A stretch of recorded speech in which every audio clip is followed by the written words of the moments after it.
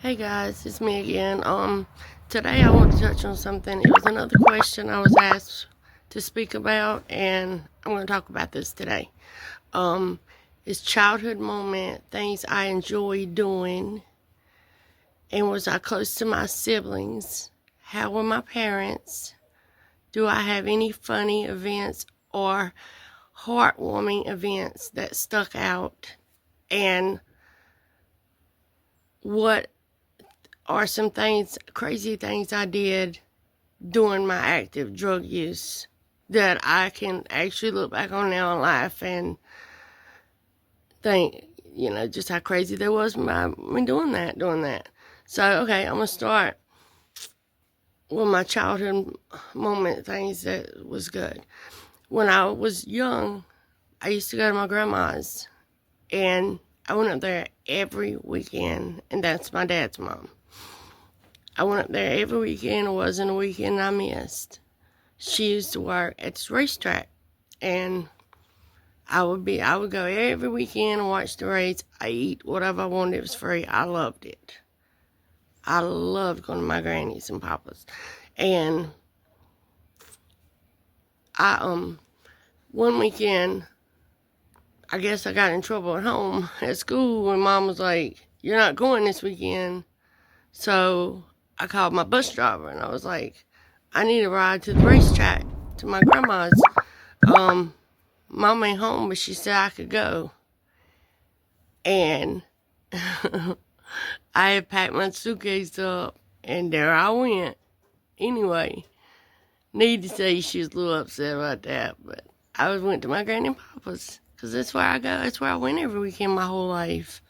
I loved it up there. That was my comfort zone, and it was always there for me, and anytime I could call my granny and tell her I'm coming, and potatoes are my favorite food.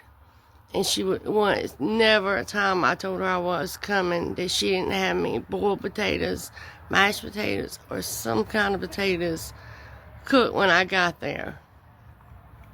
And I love that. I miss those days. That's when I really, really miss is my granny. And I might touch back up on that, but was I close to my siblings? I have a brother I grew up with, and growing up, we was very close. We're 6 years apart in age, but we was very close. And when I started selling drugs, before I started using, I give him money all the time because his girlfriend would always take his credit cards, run them up, wasn't even no money, and he worked hard, so I had money, so I gave him money. But as soon as my addiction hit, he turned his back on me. I was just a crackhead to him, and I haven't forgave that yet, because to this day, I feel like he still looks at me different. And we haven't talked in some years now. So, and that's out of my control. I've reached out some, but he hasn't reached back out. So, some things you just have to leave well enough alone. Because it was my fault I used, but he still shouldn't have turned his back. You don't turn your back on your sister, especially when she's down and out and needs help. I have another brother that I ain't seen but a few times over since we was little. That's why my dad, they up, and him and his mom up and left in the middle of the night. And the first time I really met him when I was 18.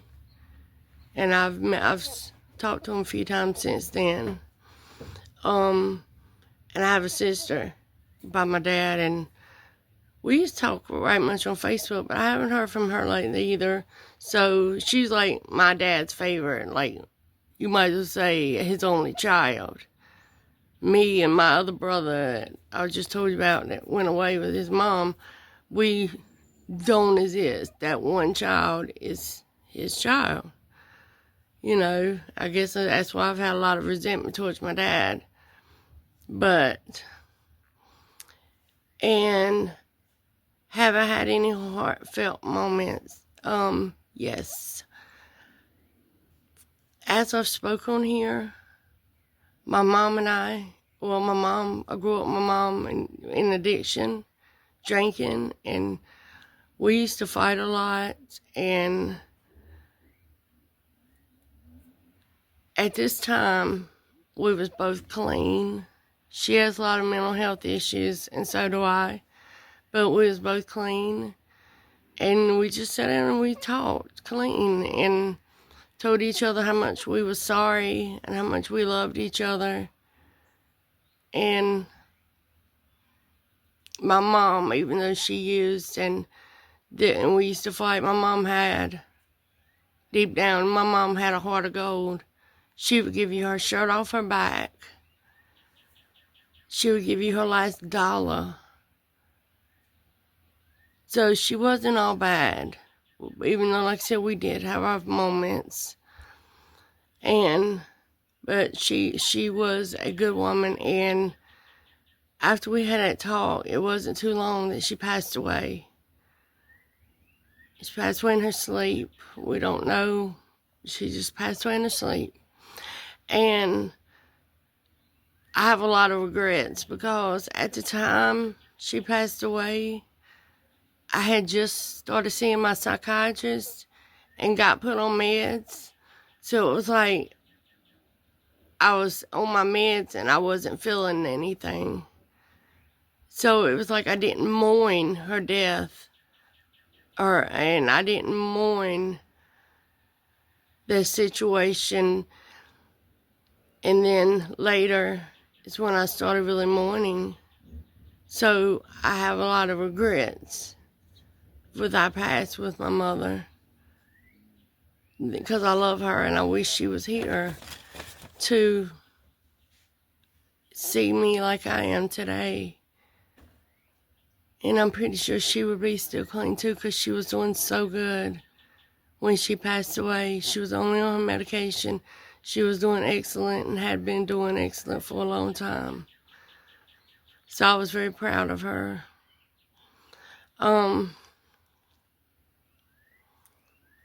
How many kids do I have? I have 3 kids. And one kid I haven't talked about much. She's 19. And I don't have that bond with her that I would like to have. I tried to move her in with me one time, and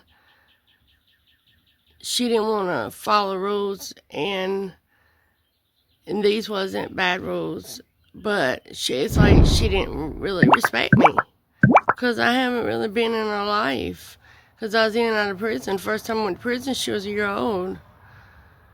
And so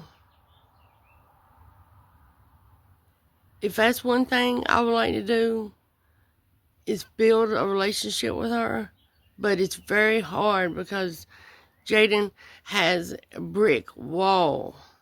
Like, she's like her dad and grandma. And not a bad thing, but it is a bad thing. She has a brick wall, so bricked that you can't even chip it. I guess it's just the way she was brought up. And some crazy things I did in my active addiction. I used to go to the stores, and I was dating this guy, and I used to go in with this big old pocketbook, and I would steal all these meats because we can sell them really good and make great money. And my pocketbook was just like humongous. And one time I had these crab legs in there, because somebody wants crab legs. And the crab legs were so big and so many in there, they were sticking out the pocketbook. And I would just put my arm overlap it, trying to hide the crab legs from sticking out. But Harris Teeter was on it, because I stole him out of filet mignons. But eventually I ended up getting caught and had to go to court, which I ended up getting that dismissed. And while I was in court, the man from Walmart, one man from Walmart who stopped me from walking out one day, and I kept walking, and he got in the car. I got in the car, Lord, he didn't get in the car, and he said, I saw it, don't you think I didn't see what you just did? And we pulled off. So the day that I got my charge dismissed, he was there, and he followed me outside the courtroom, and he says, you be expecting another warrant. But it had been a while since I had been in that store and that happened, that I'd never heard from him. I never had another warrant. I hung that meat thing up fast. That was hectic, and I didn't like it. I was scared I would have to get drunk to go in there and do it. And once I got drunk, it was a wrap.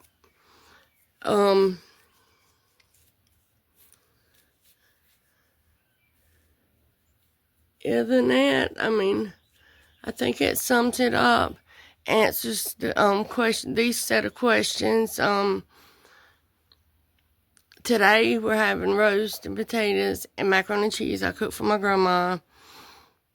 I just found out my uncle's moving out back to Greensboro, and my nanny's a little upset today because we both pay to stay here, and she needs the money, and he's just up and gonna move. I think it's a bad decision. I tried to talk to him because we all make bad decisions, and we have a choice, and sometimes we're good and sometimes we're bad.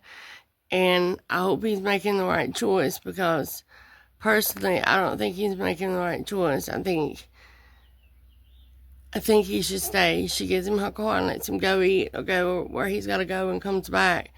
Out there, he's going to catch Uber and walk and all that mess. I mean, no, I wouldn't want to be back out Greensboro walking in the streets. Never again. But I hope everybody has a blessed night. And if you haven't liked and subscribed my channel, I would appreciate it. Please like and subscribe my channels. I need some more subscribers. And please like and subscribe my channel. And I appreciate everyone that has. Everyone reaches out, emails, texts, Facebook, any which way you reach out. I appreciate it. The messages, everything. I appreciate it from the bottom of my heart. And I want everyone to have a blessed night. Talk to you tomorrow.